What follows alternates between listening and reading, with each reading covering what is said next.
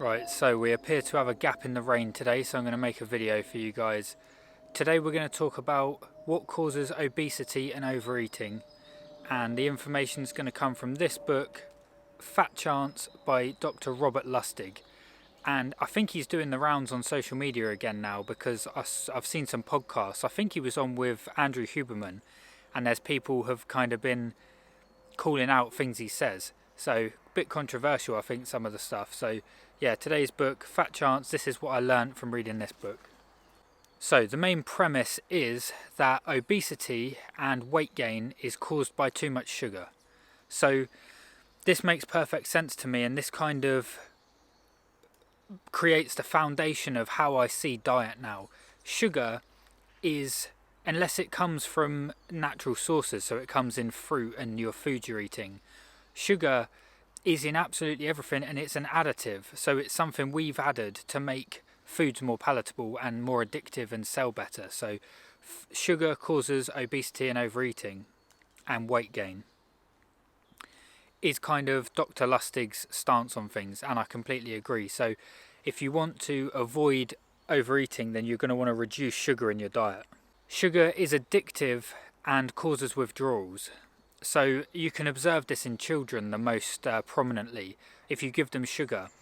And I think it's kind of inhumane to do this, to have so much sugar in children's diets. You give them sugar and then they're like hyperactive, and I know people kind of expect that from children, but it's almost to the level of a drug. So I can see it in my two nieces. You give them sugar and they're like, you know, when you take certain drugs, you start gurning, like your jaw starts going funny. Like, they'll literally do that. I mean, one gets affected more than the other, and it's like me and my brother, I'm affected by sugar more than he is, as far as I can tell. So I think there's like a genetic aspect to it. But yeah, so sugar is highly addictive. That's why it's added to foods. So it's for the food industry to make the food more palatable and more addictive so that you keep buying it. So that's a profit thing. That's not nutrition. So sugar essentially, apart from adding calories, has no nutritional benefit. Not refined sugar that's added to all the foods anyway. So that is not for your benefit. That's for the food industry's benefit. So Dr. Lustig is saying sugar is what causes obesity and weight gain. And it's not just a calories in versus calories out thing, because you could eat 2,000 calories of donuts full of sugar and actually lose weight if you stuck to it strict. But the thing with sugar is, where it is addictive and it causes withdrawals when you don't eat it, the chances of you overeating it and exceeding your calories for the day go up. So it's not quite as simple. Whereas if you eat real foods that are high in fat and protein, that causes satiety in the body and will cause you to eat less and make you less hungry. So it's a little bit more complicated. You can just be in a calorie deficit and lose weight, yeah, fine. But in reality, cravings come in and wanting to overeat as a desire, as a stress management system. So that's the point. Sugar causes obesity and it's addictive and causes you to overeat. So he says that leptin and insulin resistance is the cause of obesity and weight gain. So it's a change in your biochemistry. So when you eat certain foods at certain times, the hormones, the biochemistry in your body is going to change. And if there's a lot of insulin and leptin circulating, that is going to tell your body to store fat. If there's a lack of insulin, so that's a different biochemistry in your body, your body's going to be signaled to burn fat. So this is getting quite repetitive now. We've spoke about this before, and it's good. These videos are just laying the foundation. I'm going through what I've learned in these books, and then we'll kind of all be on the same page. So you want to reduce insulin, reduce leptin. That's going to lower hunger and cause your body to burn fat. Whereas when you eat sugar and eat snacks and eat quite regularly throughout the day, high carb meals, it messes with the biochemistry in your body. So that's the main point. Now this is a point that I love, and I would never have thought of this otherwise, and I've mentioned it before. Free will is your ability to choose your environment. So he basically says, and it wasn't him, he's quoting somebody else, that you don't have free will. The only free will you have is the ability to choose your environment, and that is going to determine the outcome. So I'll read like an extract from the book. Free will is in reality an interaction between our DNA and our environment along with some random processes. Because our DNA cannot be changed, and because random processes are random, we are left with our environment, both as the sentinel exposure and the only factor that can be manipulated. So I'm yet to find a good analogy for this, but take for example your environment. You choose to lock yourself in a room with nothing but water and healthy foods, and every day somebody come and replenishes the healthy foods to exactly 2,000 calories a day.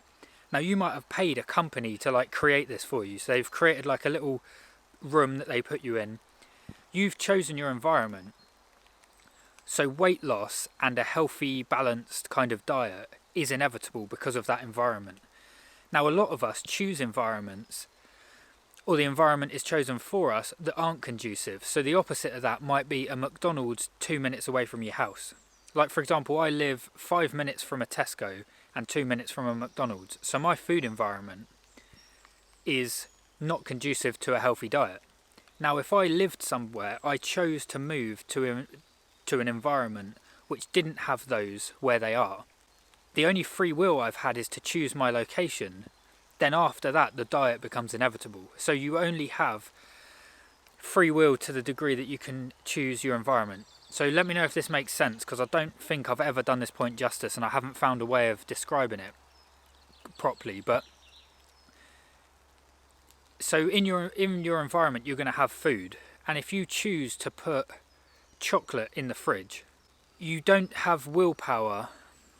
No, I don't know how to explain that really, but you might be able to resist the chocolate using willpower. So the point is, you have free will to the degree that you can choose your environment.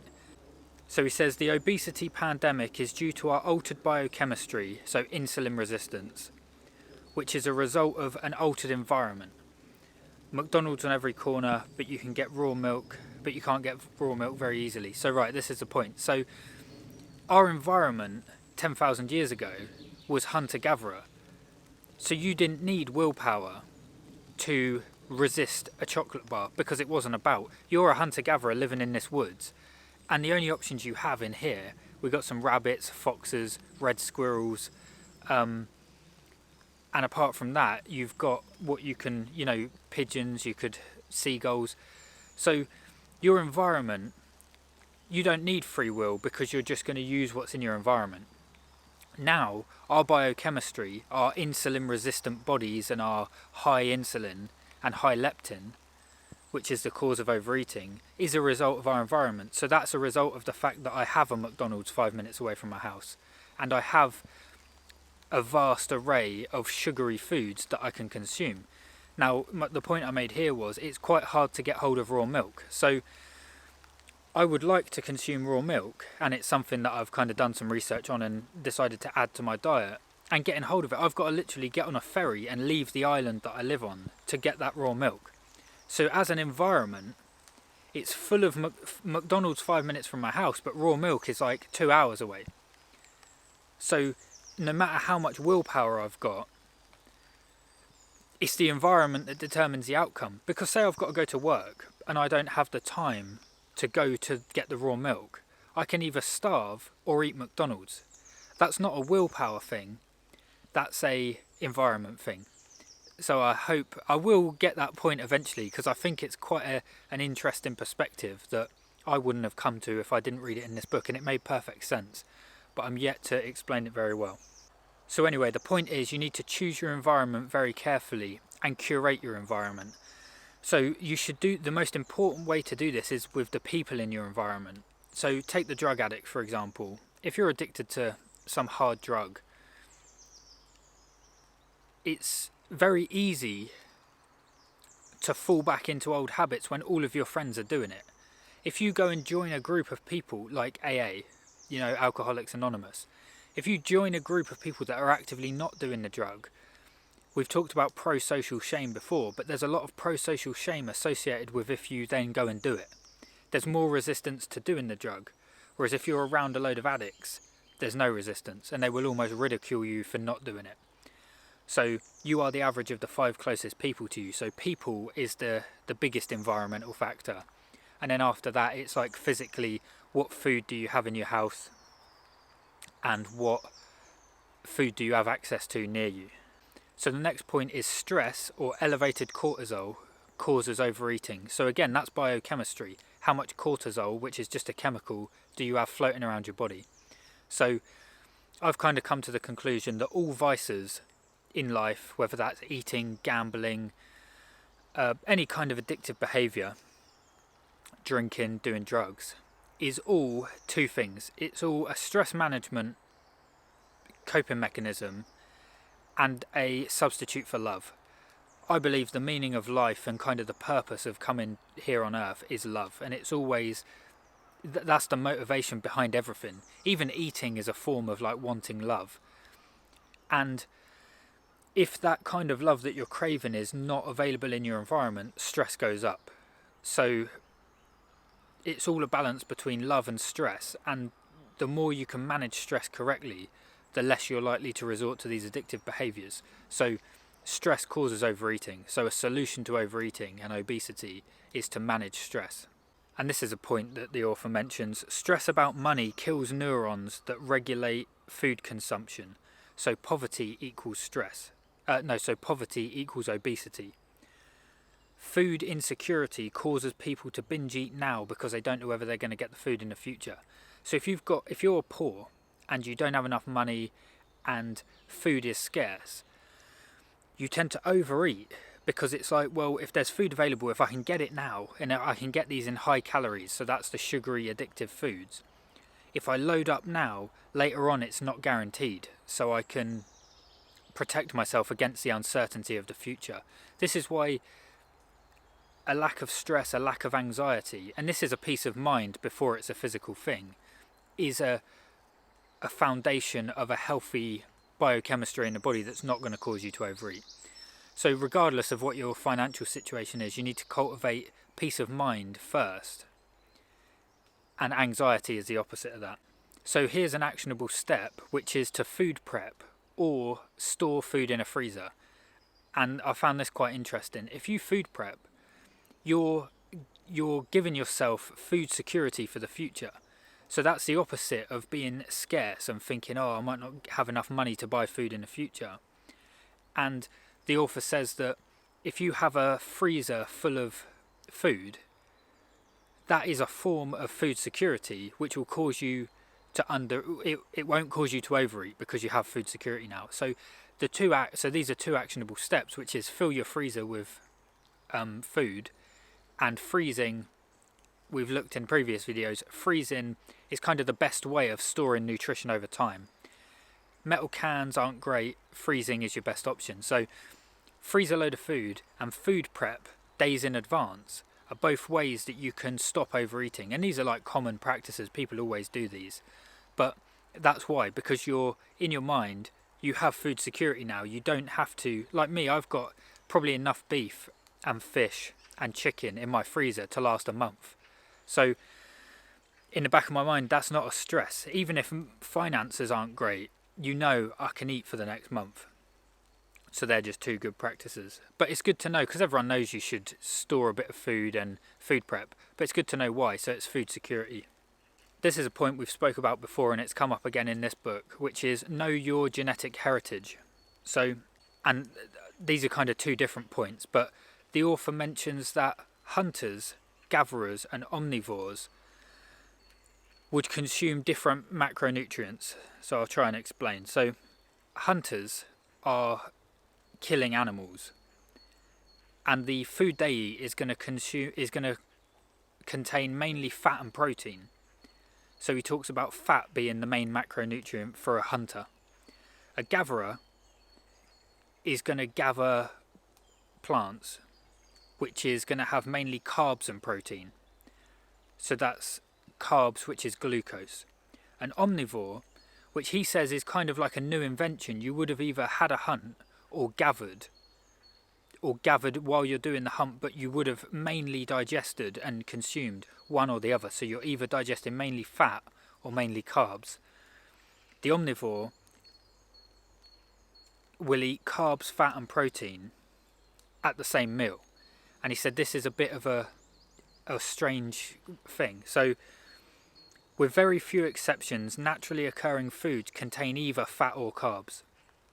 Our ancestors were rarely exclusively hunters or gatherers, but they likely favoured one food type, fat or carbohydrates, over the other depending on where they lived and the time of year. The liver thus developed two separate pop-off valves to protect it from excess energy, one for carbohydrate and one for fat. But then as humans learned to irrigate and farm, we became omnivores. And with few exceptions, our entire society eat fat and carbohydrates at the same meal, so steak and potatoes for example. As food became more plentiful, we began to overload both sides of our metabolic pathways. One high-fat, high-carbohydrate meal is no big deal, but keep this up for 10,000 meals in a row, and in about 10 years, you're talking about some real damage and increased chronic metabolic disease. So he's saying this is an unnatural way of eating, having all three macronutrients and mainly fat and carbs in the same meal. So I'd never really considered this. We all kind of just eat what we want. You could have fruit, and I do this. I have beef and fruit, which he's saying is not going to digest very well. And I find digestion is better if I just have either fruit or meat. So you could split up your meals between some fruit, some, more of a fat and protein, and then other meals are carbs. And this comes back to the genetic heritage, so you'd kind of figure out what your ancestors would have eaten, and that will probably give you a good idea of what you are predisposed to digest. So the next point is, and this has come up over and over again, eat grass-fed beef, wild-caught fish. So that's like a quality thing. We've spoke about this one before. Eat the fruit, not the juice. So you want to keep the fibre in with the fruit that you're consuming. This is a good one, and I completely agree. Exercise is the single most important thing you can do to improve your health, but it won't improve your weight. And this is because it will increase appetite, and then that will cause you to overeat anyway. So you sort your weight out with diet, but your general health is going to improve with exercise. So he says diet is about pounds, exercise is about inches. Diet is about weight, exercise is about health. Exercise does the one thing dietary restriction cannot, and that is build muscle. So it's a key thing, building muscle, but it's not going to help your weight. Building muscle is going to put your weight up, if anything. Low sugar and high fibre is good, so that's like a little formula in the book. Eat your calories, don't drink them. If it's a liquid, it should have 5 calories or less. And here he talks about the food industry. So this is a food environment thing. When you go in Tesco, you can pick up all manner of items that have sugar as the second ingredient, third ingredient, even multiple sugar 5 times on the ingredients list. So that is a food company providing a certain food environment. You're walking around your environment and you have access to some fruit and veg and meat, and then all of this added sugar. So they're creating an environment that's unhealthy. And he's talking about what would make the food industry change, and I found this interesting. The food industry says we can change, but we won't go it alone, and we can't lose money. So they'll change, but they're not going to go out on a limb and risk losing money if it's not a trend. So at the moment, carnivore is quite a big trend. And veganism was a trend, and I guess it still is, but it seems to be waning, and carnivore seems to be picking up, building up. If it's a trend, they will do it, but they won't go it alone, and they won't lose money. So providing it's profitable, and if you're selling the items that a trend needs, so like veganism, for example, that trended quite hard a few years ago, and you can get plant-based products. They were popping up. There was a shelf. It didn't exist, and then there was shelves dedicated to it. And now I'm noticing plant-based items are ending up on the reduced section because they're not selling. And I think the vegan section will shrink back down because they won't lose money. They will happily sell you vegan products if people are buying them, but there has to be both supply and demand. They won't supply if there's no demand, and that's what they're saying.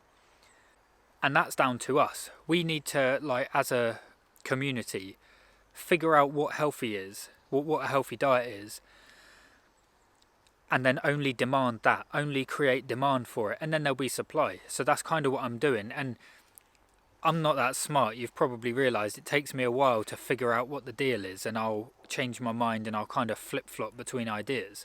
But once we've done the research and figured out what a healthy diet is, then we will only be creating demand for that certain thing. And as the demand for these sugary, like as people, because we're entering the age of enlightenment where people understand, you know, what's benefiting their health, because the matrix, so to speak, has had its way with us for a little bit now, and we're all kind of waking up to it and realizing, oh, this food's making me unhealthy, this way of living's making me unhealthy, and we're getting back into grounding in the earth and spending time in nature, exercise, diet, hydration. So these are all good things, and this is just a form of enlightenment. We're moving into like the golden ages again. And as we do that, once we've kind of all got conviction that, yeah, that's not good, we're not going to eat that, they'll disappear from the shelves. They won't lose money and they won't go it alone. So if anything, I don't even think we're that new to it. I'm going to start talking about how to become higher vibrational, like on a higher vibrational frequency. And I think that is the next wave. So we'll be early to that when I start talking about that. At the moment, we're just doing the basics. And there's a lot of people that have come before me and I kind of pick up bits from them. But it's a good step. So as we all realise what's healthy to us, and it will vary. I'm mainly animal based and I'm going to start trying to shift over to more plants, because I think as a spiritual thing, plants are probably going to be better. But I just need to iron out some digestive issues. But so for you, it might be plant-based. For somebody else, it might be fully carnivore. And I'm somewhere in the middle. But as we figure that out, we'll only be creating demand. We're going first by figuring it out. Whereas, say Tesco, for example, they know Wotsits, full of sugar, full of shit, are tried and tested. People will buy them, so there's no risk with that. They'll keep stocking the shelves with Wotsits. But as more and more people wake up to, oh, this stuff's making me feel terrible, and on a low vibrational frequency, they'll stop buying it. So the demand will go down. So that's what we're doing. We're figuring out what the optimal diet is for us, and then we're only creating a world and a situation where that is propagated and, moved forward. So that was a bit of a ramble for you boys. So next point, this is just kind of like a random point, but I guess it come up in the book. Don't shop for food when you're hungry. We've all done this. You're going to buy a bunch of shit. This is another obvious one. This was in food rules, but I didn't mention it. Real food doesn't need a label and it spoils. So that's how you can tell. A bag of Wotsits has a label this long with all the ingredients. That's not a real food, and it doesn't spoil. You could leave that in the cupboard for like years. And if you want to basically fix everything in terms of your metabolism, so that's weight gain and health, you need to keep insulin low. So all the time you're spiking insulin, that's creating obesity, weight gain. So that's the premise of it, is keep insulin low. So I hope that helps. There's no real format to these videos anymore. I'm just going through with the points, but that's what we're going to do. We're just going to keep reiterating what we're learning, and this is popping up in all different books. So I've got a few more health books in terms of diet. We'll run through those. We'll do exercise, just sort of go through the books that I've read and points I've learned, and then once we've got the foundation down, it will just be moving forward with, as the summer comes, I'd like to get that done before the weather gets good, and then when the summer's here we can do more active videos, which are like me doing qigong on the beach, or maybe some gym videos or workouts. So moving forward it'll just be more just what I'm getting up to. But this is foundation. This is like the boring stuff. Once we've got this sorted, we never have to think about this again. Like the hydration, I put 0 thought into hydration. I just drink my 3 bottles of water a day, add a little pinch of sea salt, job done. But yeah, I've realised these videos have kind of been quite negative affirmation based. So I'm telling you what's bad and what you should avoid and what causes this. And I don't really like operating in that way. But I feel like once we get it out of the way, I'll move on to more positive. So I'm going to start talking about the belief side of things. So I've done a lot of health videos, and then I'll move into belief, because I think belief precedes the actual actions. Every action is measured by the sentiment from which it proceeds. So we want to proceed from a high vibrational frequency. So that's going to be an interest. This is something I've known about for a while, but I haven't been very good at implementing. So moving forward, that's going to be something I focus on. There's going to be a lot of meditation involved, and choosing your thoughts in a way that you want to exhibit to the world like the best. It is the phrase, put your best foot forward. I don't think that's it, but you like present the best version of yourself, and that, I've often wondered what that is, and it's exhibiting peace, tranquility, equilibrium, groundedness, and these things. So some of my videos I've been very like, oh, don't eat this, don't eat that, and quite negative. So, and I mean, what's going on with the sugar and things like that, it is negative. There are forces at play that aren't working in our favour. But if you fall into like the conspiracy theorist mindset, that is not conducive to building the reality you want. So moving forward, once we've got this foundation out of the way, we will talk about how to cultivate a character and a psyche of peace, tranquility, gratitude, appreciation, and that all is love. That's basically what it comes down to, unconditional love. So that's the thing. When we can figure out how to cultivate unconditional love, that is the end goal. So see you in the next one.